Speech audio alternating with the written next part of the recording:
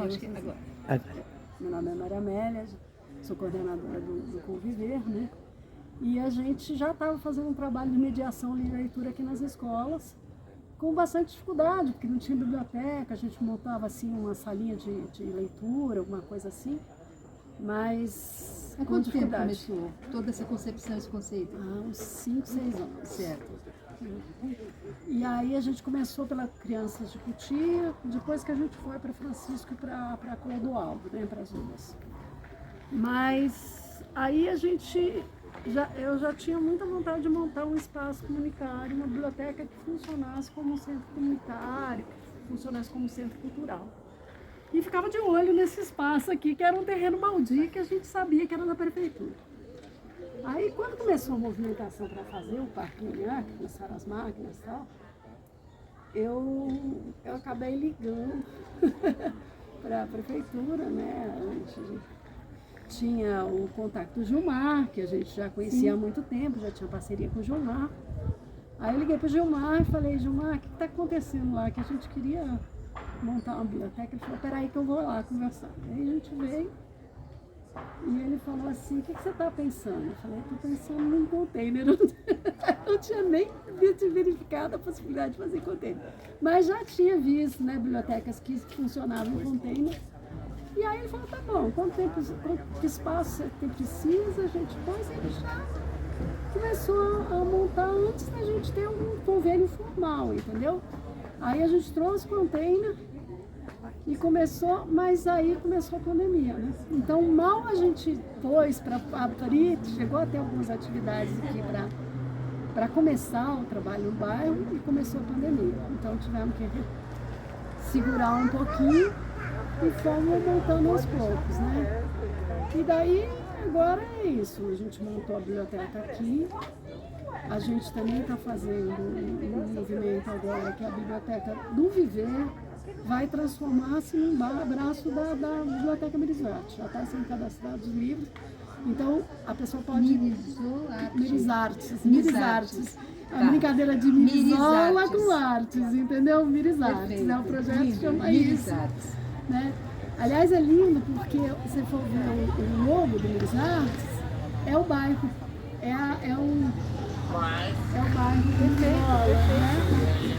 Então, tem essa coisa de ser um privado. Mas aí a gente já tinha essa ideia de começar com oficinas aqui e foi começando, né? E foi começando com esse movimento de trazer oficinas, tanto de esporte, porque ele tem a quadra, né? Então facilita. Quantas crianças, mais ou menos, passam por esse espaço? É difícil calcular exatamente. Eu não tenho os números, viu? Aproximadamente. Olha, por esse espaço tem uma circulação meio... Pelas oficinas tem umas 30, 40 crianças que parecem que... Agora, nas escolas, na Clodoaldo, por exemplo, a gente pega todas as turmas, né? Fazendo baú. Então, baú é minha paixão. Baú começou assim, a gente queria fazer uma entrada nas escolas, que a gente não faz só o projeto baú nas escolas, né? Mas a gente queria uma entrada na escola e eu falei: nenhuma escola se recusa a fazer trabalho de leitura, não existe isso, né? E aí a gente começou com esse trabalho de mediação de leitura. Ele é feito por voluntários, né? Muitas voluntárias são ou mães lá da escola, ou professoras, né? Que se transformam em voluntárias. Elas recebem uma formação básica no começo sobre mediação de leitura. E a gente mantém uma reunião mensal com as voluntárias, com as coordenadoras, que hoje quem está coordenando é a Cláudia e a Dáfnia. Elas fazem essa reunião para discutir o repertório, para discutir estratégias de mediação e tal. E os mediadores fazem com as turmas na escola mesmo, no turno normal da escola. E uma coisa que eu acho muito legal também, que foi uma ideia desde o início, é que as professoras regulares da classe participam junto. Então, ao mesmo tempo que você está trabalhando direto com a criança, você está formando, né? Formando os professores para trabalhar com leitura de um jeito diferente, né?